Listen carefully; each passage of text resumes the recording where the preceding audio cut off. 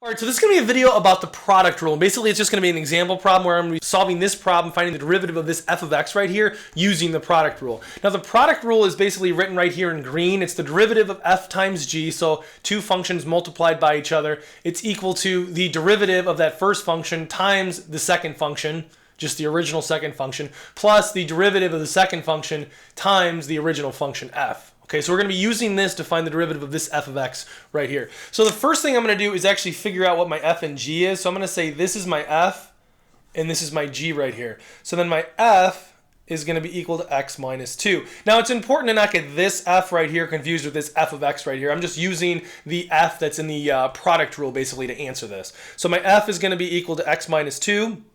And then I'm going to find my f prime because I also need that right here. And that's, in this case, it's going to be equal to 1. And then my g is going to be equal to x plus 1.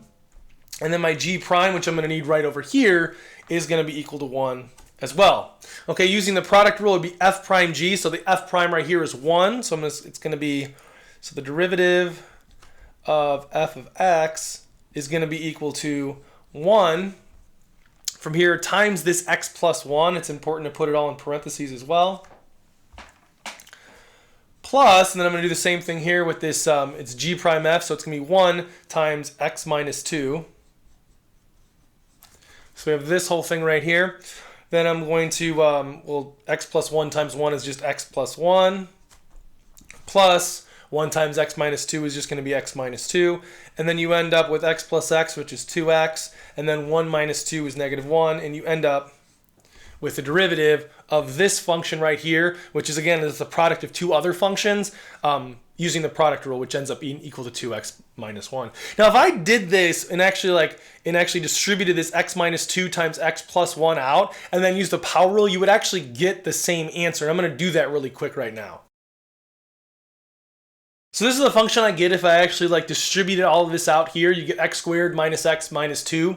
Okay, then from here I can use the power rule and you end up getting 2x minus 1. So as you can see, you end up getting the exact same answer as if I just distributed this out and did use the power rule than if I did the actual product rule here. Now, so you might be thinking, why even use the product rule if you can just multiply this out and use the power rule?